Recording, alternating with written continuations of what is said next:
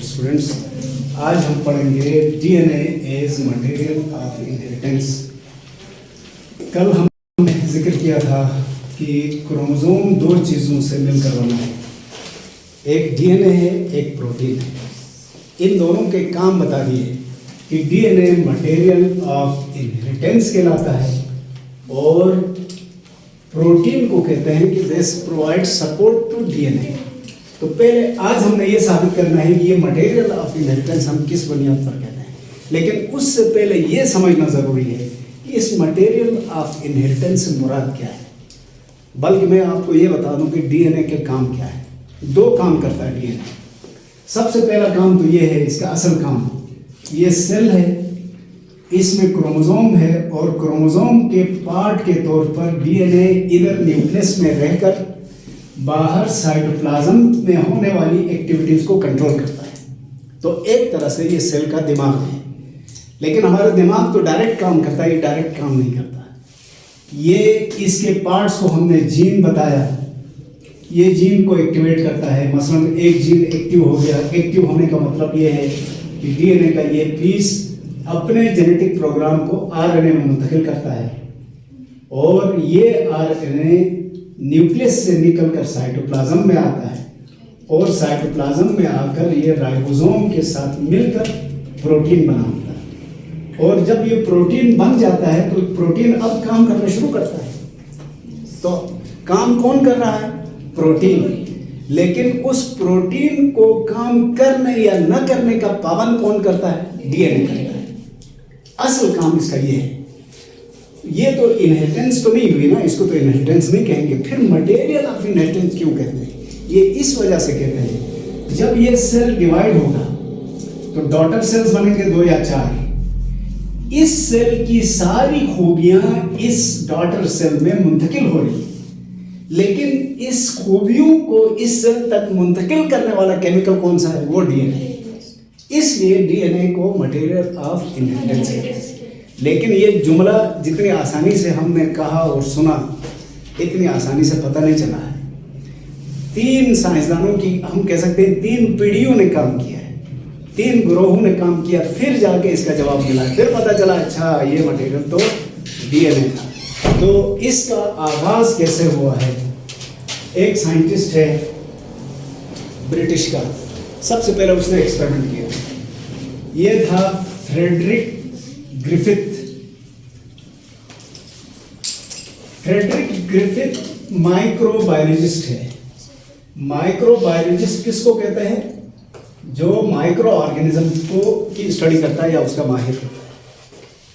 और मैं बार बार आपको कहता आया हूं कि बायोलॉजी की हर लैब में एक्सपेरिमेंटल एनिमल्स होते हैं, उन पर एक्सपेरिमेंट्स किए जाते हैं।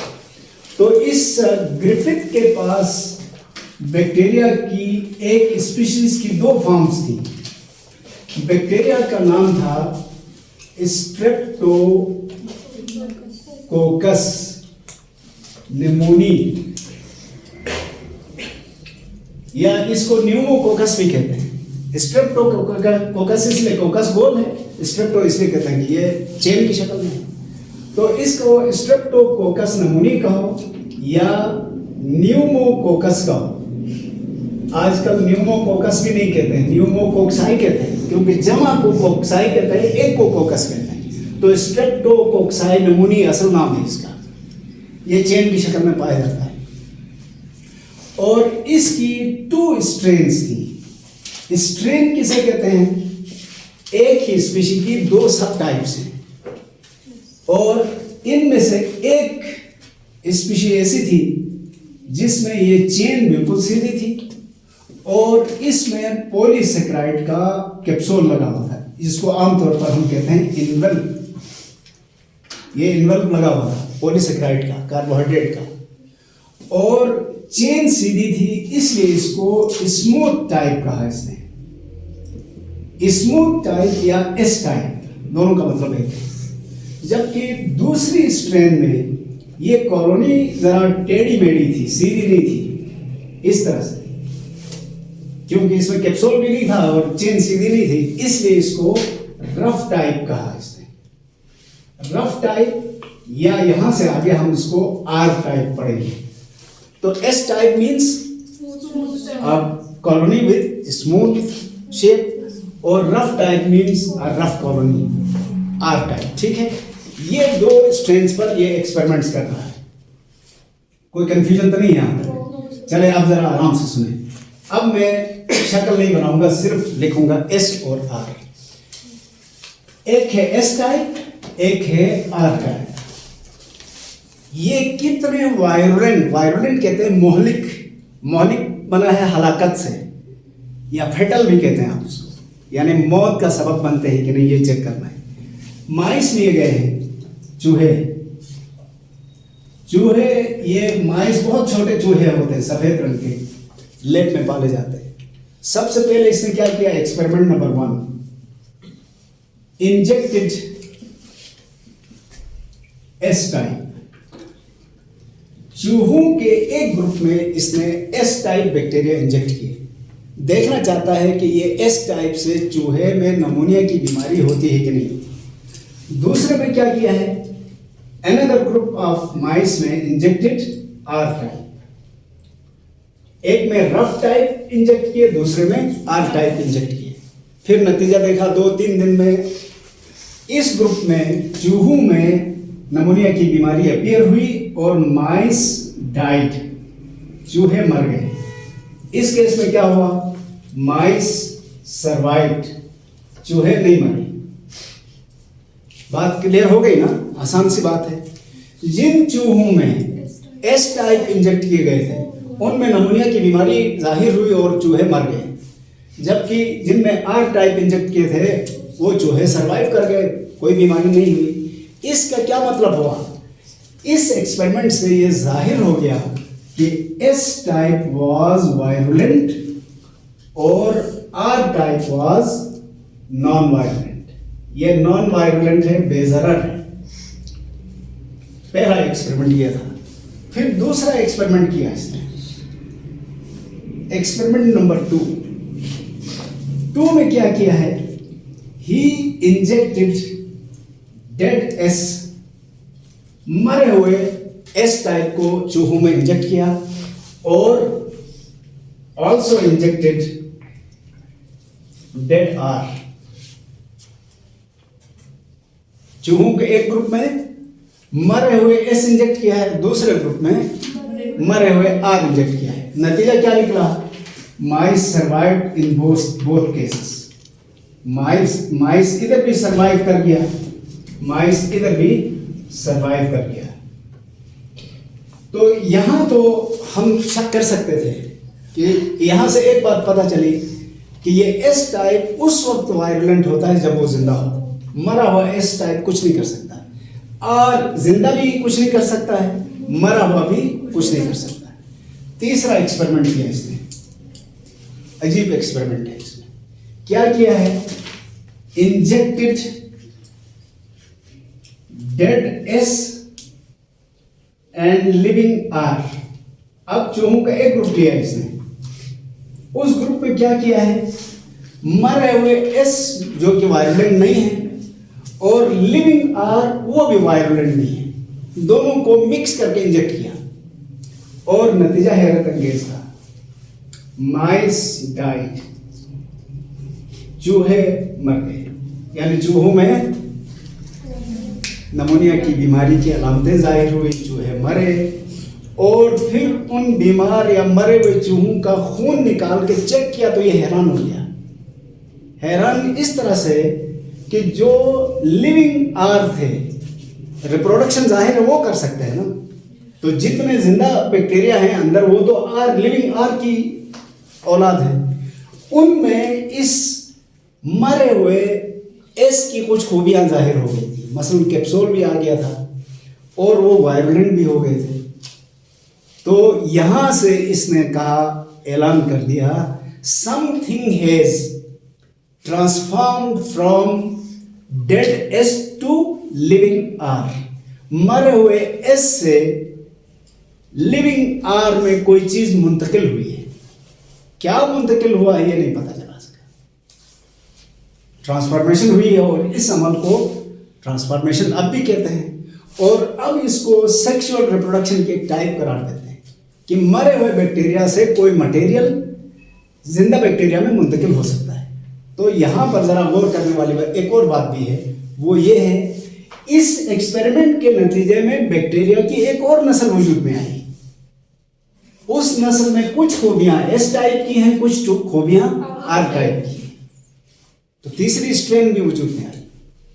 बहरहाल ये 1928 में इसने एक्सपेरिमेंट्स किए थे ग्रिफिथ ने। बाकी साइंसदानों को दावत दी कि ये वजह मालूम करो, देखो कि क्या मुंतकिल हुआ है। मुझे तो नहीं पता चला, इसका दौर खत्म हो गया समझो, यहाँ तक कोई कंफ्यूजन नहीं है। बाद में साइंसदानों के एक ग्रुप ने, उस ग्रुप का नाम और है, ये 3 साइंसदानों का एक ग्रुप है। 1944 में 3 साइंसदानों ने काम किए।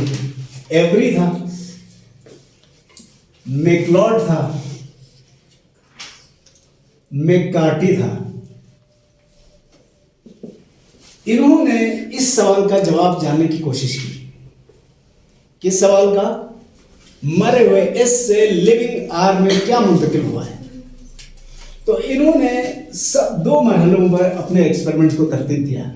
सबसे पहले रिपीटेड ग्रिफिथ्स एक्सपेरिमेंट्स।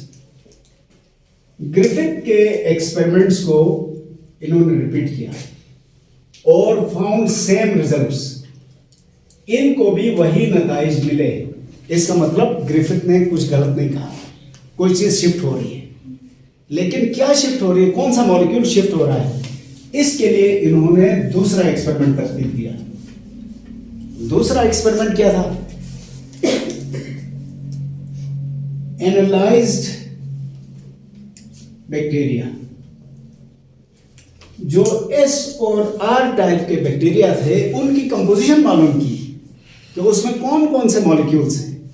तो उनको पता चला कि इनमें कार्बोहाइड्रेट्स भी हैं, बैक्टीरिया के जिस्म में कार्बोहाइड्रेट्स भी हैं, प्रोटीन्स भी हैं, लिपिड्स भी हैं और डीएनए भी है, आरएनए भी है। सारे मॉलिक्यूल्स हैं, आरएनए डीएनए सब है।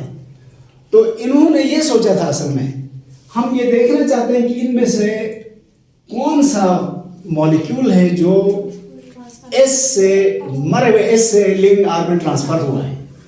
कार्बोहाइड्रेट हुए हैं, प्रोटीन हुए हैं, लिपिड्स या डीएनए। तो इस तरह इन्होंने इस को मालूम करने के लिए क्या किया, इनकी केमिकल एनालिसिस की। उसके बाद ऐसे बैक्टीरिया तैयार किए। सबसे पहले bacteria with removed carbohydrates. Experiment वही है, क्या है? Dead S plus living R. जो मरे हुए एस हैं उनमें से कार्बोहाइड्रेट को रिमूव किया, रिमूव करके बाकी मॉलिक्यूल रहने दिया, लिविंग आर के साथ मिलाया, ट्रांसफॉर्मेशन हुई। इसका क्या मतलब हुआ? ट्रांसफॉर्म होने वाली चीज कार्बोहाइड्रेट नहीं थे। दूसरे में क्या किया? रिमूव्ड प्रोटीन्स, प्रोटीन रिमूव किया, बाकी मटेरियल रहने दिया, ट्रांसफॉर्मेशन फिर हुई। इसका मतलब प्रोटीन भी इन्वॉल्व नहीं है। इसी तरह रिमूव्ड लिपिड्स, एक एक करके सारे मॉलिक्यूल्स को रिमूव करके देखा, ट्रांसफॉर्मेशन हुई। इसका मतलब है इन सब का ट्रांसफॉर्मेशन से कोई ताल्लुक नहीं था। आखिरी एक्सपेरिमेंट में क्या किया? Remove DNA. जब डीएनए रिमूव किए हुए डेड एस और लिविंग आर को मिलाकर इंजेक्ट किया तो नो ट्रांसफॉर्मेशन, इससे ट्रांसफॉर्मेशन नहीं हुई। इसका साफ मतलब है कि डेड एस से लिविंग आर में मुंतकिल होने वाला मॉलिक्यूल डीएनए था। तो इसीलिए इन्होंने कहा कि इनहेरिटेंस का मटेरियल डीएनए है, क्योंकि डेड एस की खुसूसियात को लिविंग आर में मुंतकिल कर रहा है ना, खुसूसियात मुंतकिल कर रहा है, तो मटेरियल ऑफ इनहेरिटेंस डीएनए है। लेकिन इस एक्सपेरिमेंट पर सबने एग्री तो किया है, इस पर समझो कि सेटिस्फेक्शन नहीं हुई साइंसदानों को। इसलिए आगे जाकर एक और साइंसदानों के ग्रुप ने इस एक्सपेरिमेंट को रिपीट किया। वो थे Hershey and chase. Hershey and chase ने एक और एक्सपेरिमेंट परफॉर्म करने का सोचा। उन्होंने क्या किया, फेज वायरस को लिया। आपको मालूम है असल में इनको इन एक्सपेरिमेंट की सीरीज से एक इशारा मिला है, तो इन्होंने फेज वायरस का इंतखाब किया। फेज वायरस में सिर्फ दो चीजें हैं, एक प्रोटीन का कोट है, दूसरा उसके अंदर डीएनए। इन्होंने क्या किया है, हर प्रोटीन में तो नहीं, कुछ प्रोटीन में सल्फर होता है, उस सल्फर का एक रेडियो एक्टिव आइसोटोप इस्तेमाल किया। रेडियो एक्टिव आइसोटोप की खूबी यह है कि वो रोशनी फराहम करता है, लाइट लगाएंगे तो चमकता है। और जो डीएनए है इसके फास्फोरस का रेडियो एक्टिव आइसोटोप लिया। यानी समझो एक ऐसा वायरस बनाया है, मैं आसान अल्फाज में कह रहा हूँ, ऐसा वायरस बनाया है जिसके प्रोटीन का रंग और है, चमकीला रंग है फर्ज कर लें, और डीएनए का एक और रंग है। इस वायरस को बैक्टीरिया पे छोड़ा गया। जब बैक्टीरिया पे छोड़ा और अब समझो लेजर लाइट लगा के देख रहे हैं तो वायरस आया। मैं दोबारा बताता हूं, वायरस का प्रोटीन का रंग और है, डीएनए का और है, नजर आ रहा है। और इनको हैरत हो गई कि वायरस के सारे प्रोटीन्स बाहर बिखर गए और सिर्फ डीएनए बैक्टीरिया के अंदर चला गया। इससे पहले यह भी समझा जाता था कि जब फेज वायरस बैक्टीरिया पर अटैक करता है तो पूरा वायरस अंदर जाता होगा, लेकिन इनको हैरत हो गई कि सारे प्रोटीन जिसमें सल्फर वाला ये आइसोटोप है चमक रहा है, बाहर रह गया है, सिर्फ डीएनए वाला ये जो अलग रंग में चमक रहा था वो अंदर गया है। अंदर जाने के बाद 20 मिनट के बाद क्या देखते हैं कि इस बैक्टीरिया के अंदर तकरीबन 200 वायरसेस बन चुके हैं। हालांकि इन्फेक्शन फैलाने वाले वायरस का तो सिर्फ डीएनए अंदर गया था, प्रोटीन तो बाहर छोड़ा था। और अब यहां नए प्रोटीन और डीएनए दोनों वाला मुकम्मल वायरस कैसे बना? इसका साफ मतलब यह है कि इस वायरस की तमाम खूबियों को कंट्रोल करने वाला मटेरियल डीएनए है, और इससे यही डीएनए अंदर आकर इस वायरस की खुसूसियात को नए वायरस में मुंतकिल करने का भी जिम्मेदार ये है। तो इस फाइनल एक्सपेरिमेंट के बाद ये बात क्लियर कट हो गई, तय हो गई कि मटेरियल ऑफ इनहेरिटेंस डीएनए है। समझ आ गया बेटा? तो 3 लोगों के एक्सपेरिमेंट के बाद ये प्रूफ हुआ है। सबसे पहले ग्रिफिथ, उसके बाद एवरी, मैकलॉड, मैककार्टी, और सबसे आखिर में हर्शे एंड मार्था चेज। इनके एक्सपेरिमेंट्स के बाद प्रूफ हो गया कि DNA is the material of inheritance.